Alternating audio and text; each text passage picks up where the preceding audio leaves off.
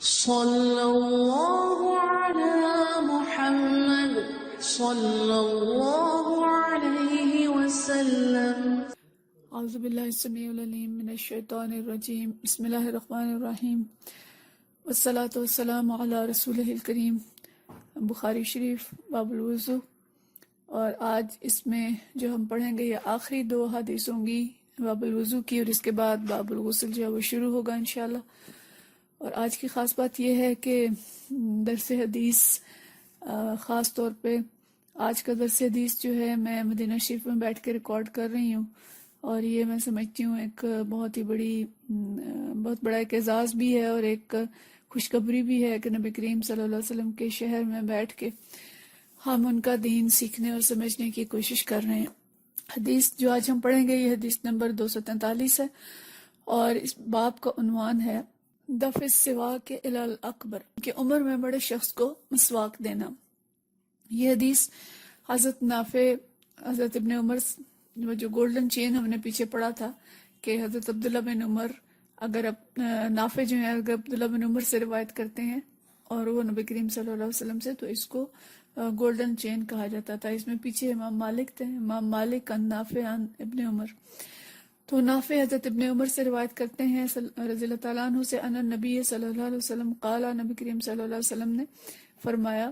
ارانی اتسوق بسواکن، میں نے خواب میں دیکھا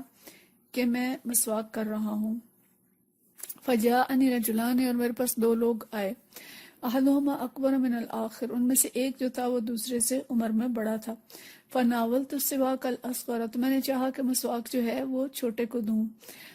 فقی منہما، ان دونوں میں سے، فقیل علی، تو مجھ سے کہا گیا کبر، کہ بڑے کو دو۔ فدفعتہ الی الاکبر منہما، پھر میں نے جو ان میں سے بڑا تھا اس کو دیا۔ اور یہ حدیث ایک دوسری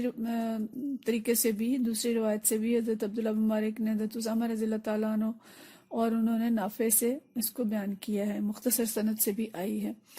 تو اس حدیث میں جو بات ہمیں بتائی گئی ہے کہ نبی کریم صلی اللہ علیہ وسلم نے خواب دیکھا، اور خواب میں آپ صلی اللہ علیہ وسلم مسواک فرما رہے تھے، اور آپ نے دیکھا کہ 2 افراد آپ کے پاس آئے ہیں، ان میں سے ایک بڑا تھا اور ایک چھوٹا تھا۔ انبیاء کا خواب دیکھنا جو ہے، انبیاء کا خواب بھی وحی کی طرح ہوتا ہے، اور جو حکم اس میں دیا جائے یا جو وہ دیکھیں وہ اللہ کا حکم ہی ہوتا ہے۔ جیسے حضرت ابراہیم علیہ السلام نے خواب دیکھا تھا کہ حضرت اسماعیل علیہ السلام کو ذبح کر رہے ہیں، تو انہوں نے اس کام کو ویسے ہی کیا جیسا کہ انہیں حکم دیا گیا تھا۔ گویا انبیاء کے نزدیک یہ ایک شرعی حکم ہوتا ہے جو انہیں دیا جاتا ہے۔ تو نبی کریم صلی اللہ علیہ وسلم نے بھی جو دیکھا کہ مسواک کر رہے ہیں،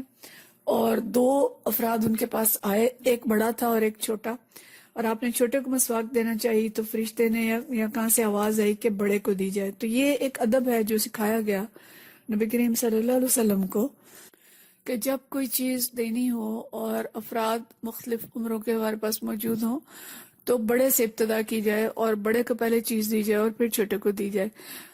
لیکن اگر کسی دائرے میں بیٹھے ہیں، اجتماعی پروگرام میں بیٹھے ہیں، اور وہاں ایک دائرے میں چیز تقسیم ہونی ہے، تو پھر وہاں پہ حکم یہ ہے کہ دائیں طرف سے شروع کیا جائے اور دائیں طرف سے لے کے بائیں طرف جایا جائے، اور پورے دائرے میں یا ترتیب سے چیز جو ہے وہ تقسیم کی جائے۔ تو بہرحال اسلام ایک ایسا دین ہے جو ہر طرح کے آداب ہمیں سکھاتا ہے۔ تو یہاں پہ جو ادب سکھایا جا رہا ہے وہ یہ ہے کہ دو افراد ہوں اور چیز کسی کو دینی ہو تو پہلے بڑے کو دی جائے۔ اگلا باب جو ہے یہ باب ہے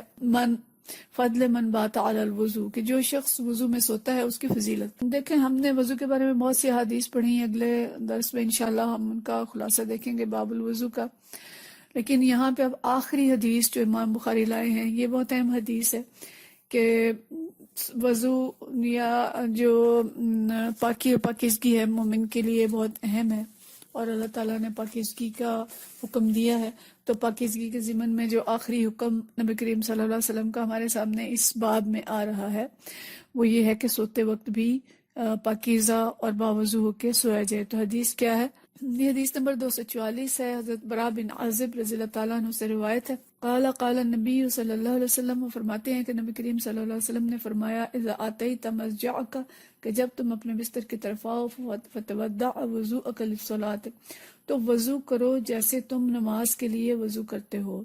ثم اضطجع علی شقک الایمن، پھر تم اپنی دائیں کروٹ پہ لیٹ جاؤ۔ ثم قل اللہم اسلمت وجہی الیک، اور پھر کہو میں یہ دعا پہلے پوری پڑھ دیتی ہوں، پھر ہم اس کا ترجمہ پڑھیں گے۔ قل اللہم اسلمت وجہی الیک وفوضت امری الیک والجأت ظہری الیک رغبتا ورحبتا الیک لا ملجأ ولا منجا الا الیک اللہم آمنت بکتابک الذی انزلت ونبیک الذی ارسلت۔ کہ جب تم دائیں کروٹ پہ لیٹو تو اس وقت یہ دعا پڑھو، اور دعا کیا ہے؟ کہتے ہیں کہ اے اللہ، میں نے اپنی پشت تیرے حوالے کی، یعنی میں تیرے نام سے میں لیٹا اور تیرے نام سے میں نے اپنے آپ کو تیرے حوالے کیا۔ اسلم تو وجہ الیک، میں نے اپنا چہرہ تیرے سپرد کیا، اور میں نے اپنی حالت تیرے سپرد کی، یعنی اپنی زندگی، اپنے کام، ہر چیز جو وہ تیرے سپرد کر دی، اور میں نے اپنی پشت تیرے حوالے کی۔ اور یہ کہ یہ رغبت اور رہبت تیری طرف سے ہے، یعنی میرا خوف اور میری امید جو کچھ بھی ہے وہ تیری طرف سے ہے، تجھ سے میں امید وابستہ کرتا ہوں اور تجھ سے میں خوف رکھتا ہوں، اس کے یہ معنی بنتے ہیں۔ اور کوئی جائے پناہ نہیں ہے تیرے سوا، اور کوئی نجات نہیں ہے تیرے سوا، اور اے اللہ میں ایمان لایا ہوں تیری اس کتاب پر جو تو نے نازل کی ہے، اور تیرے اس نبی پر ایمان لایا ہوں جن کو تو نے بھیجا ہے۔ پھر آپ صلی اللہ علیہ وسلم نے فرمایا کہ اگر اس رات کو تمہاری موت واقع ہو گئی، قال فَإِن مُتَّ مِن لَيْلَتِكَ، اگر اس رات اگر تیری موت واقع ہوگی، فَأَنْتَ عَلَى فِطْرَتِ، تو فطرت پر ہوگا، یعنی فطری موت آئے گی، اسلام پہ موت آئے گی۔ وَجَعَلْهُنَّ آخِرَ مَا تَتَكَلَّمُ بِهِ، اور یہ جو کلمہ ہے یہ تمہاری آخری بات ہونی چاہیے، یعنی سونے سے پہلے یہ آخری بات ہو، یہ دعا پڑھنے کے بعد پھر اور باتیں نہ کی جائیں۔ قال فرددتها على النبی صلی اللہ علیہ وسلم، تو یہ حضرت برا بن عازم کاذب کہتے ہیں کہ میں نے پھر نبی کریم صلی اللہ علیہ وسلم کو یہ دعا سنائی۔ فلما بلغت، تو جب میں یہاں پہنچا، اللہم آمنت بکتابک الذی انزلت، کہ اللہ میں ایمان لایا اس کتاب پر جو تو نے نازل کی۔ قلت ورسولک، یعنی نبی کے بجائے انہوں نے کہہ دیا رسولک۔ قال، تو آپ صلی اللہ علیہ وسلم نے فرمایا لا ونبیک الذی ارسلت، یعنی رسولک الذی نہیں پڑھنا، ونبیک الذی ارسلت۔ تو اس کا کیا مطلب ہے کہ دعاؤں کے جو الفاظ ہیں مسنون یا قرآن کو تو ہم بدل بالکل ہی نہیں سکتے، لیکن جو مسنون دعائیں ہیں ان کو بھی کوشش کی جائے، بلکہ حکم یہ ہے کہ انہی الفاظ میں پڑھا جائے، اس میں الفاظ ہم بدل نہیں سکتے۔ نبی کو رسول اور رسول کو نبی، یا اسی طرح کے جو ملتے جلتے الفاظ ہیں اپنی مرضی سے ہم نہیں پڑھ سکتے، بلکہ مسنون دعاؤں کو انہی الفاظ میں پڑھنا چاہیے تاکہ ان کے جو اثرات ہیں وہ صحیح ہوں۔ اور ظاہر ہے ان الفاظ کے ہم جانتے نہیں ہیں کہ کس لفظ کے کیا اثرات ہیں اور اس کے کیا تفصیلات ہیں جو رسول اللہ صلی اللہ علیہ وسلم کے نزدیک، تو ان کے اندر برکت بھی زیادہ ہوتی ہے کیونکہ نبی کریم صلی اللہ علیہ وسلم کے زبان سے نکلے ہوئے الفاظ ہیں،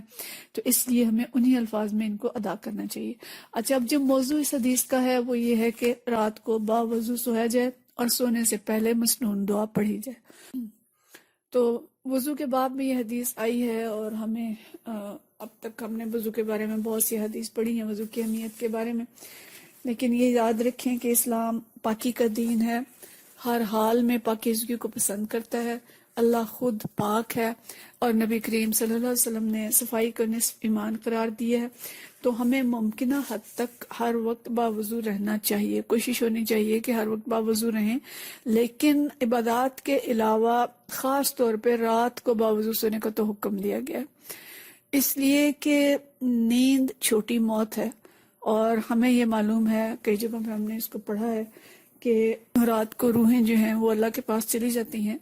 اور پھر جس کی زندگی مقصود ہوتی ہے اس کی روح واپس آ جاتی ہے، ورنہ اس روح کو وہیں روک لیا جاتا ہے۔ اور ایک اور دعا جو سونے کے وقت کی ہے وہ دعا اسی مفہوم کی ہے کہ اس میں انسان یہ کہتا ہے کہ اے اللہ میں تیرے نام سے اپنا پہلو بستر پر رکھتا ہوں، بس اگر تو میرے نفس یعنی میری روح کو روک لے تو اسے بخش دینا، اور اسے اگر واپس بھیجے تو اس کی حفاظت کرنا جیسے تو اپنے صالح بندوں کی کرتا ہے۔ یہ بھی ایک مسنون دعا کا ترجمہ ہے جو میں نے آپ کے سامنے پڑھا۔ تو مطلب یہ ہے کہ سوتے وقت بالکل ذہنی طور پہ اس بات کے لیے تیار ہو کے سونا چاہیے کہ مجھے معلوم نہیں کہ میری زندگی واپس آئے گی کہ نہیں آئے گی، اور اگر میں اس حال میں اللہ کے پاس جاؤں تو میں پاکی کی حالت میں جاؤں اور اللہ کا ذکر کرتے ہوئے جاؤں، تو یہ ایسے ہی ہوگا کہ جیسے کلمہ پڑھا جاتا ہے مرنے سے پہلے۔ تو اس لیے یہاں پہ جو دو اہم کام ہمیں دیے جا رہے ہیں، تو ایک یہ کہ ہم پاکیزگی کی حالت میں اللہ کے پاس جائیں، پاک رہیں، اور دوسری چیز یہ کہ رات کا سوتے وقت جو اللہ کا ذکر کرتے ہوئے اور مسنون دعا پڑھتے ہوئے جائیں۔ اس کے علاوہ بھی مسنون دعائیں ہیں جو ہمیں یاد کرنی چاہیے، اور رات کو خاص طور پہ سورہ ملک کی فضیلت ہے، عشاء کے بعد سورہ ملک پڑھی جائے۔ اور بھی بہت سی دعائیں ہیں،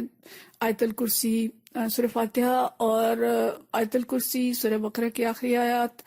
اور آخری کل، کوشش کی جائے کہ یہ چیزیں ضرور ہی پڑھی جائیں، اور اس کے بعد جو مسنون دعائیں ہیں وہ پڑھیں۔ اور نبی کریم صلی اللہ علیہ وسلم کا معمول تو یہ تھا کہ اپنے ہاتھ پہ پھونک مار کے پھر اپنے سارے جسم پہ ہاتھ ملتے تھے، اور آخر میں جب آپ صلی اللہ علیہ وسلم بیمار تھے تو حضرت عائشہ رضی اللہ تعالیٰ عنہا نے دعائیں پڑھ کے آپ کے جسم پہ ہاتھ پھیرا تھا۔ تو اس لیے ہمیں بھی سوتے وقت ان اذکار کی کوشش کرنی چاہیے اور باوضو سونا چاہیے، تاکہ اگر اللہ کے حضور پہنچیں تو اللہ تعالیٰ ہمارا شمار مومنین میں کرے، اور اللہ تعالیٰ ہمیں بخش دے کہ ہمارا خاتمہ جو ہے وہ بالخیر، بالایمان اور اللہ کا ذکر کرتے ہوئے ہو۔ وآخر دعوانا الحمدللہ رب العالمین۔ بس یہاں پہ باب الوضو جو ہے ختم ہوتا ہے، اور اگلے درس میں انشاءاللہ ہم ان ابواب کا خلاصہ دیکھیں گے۔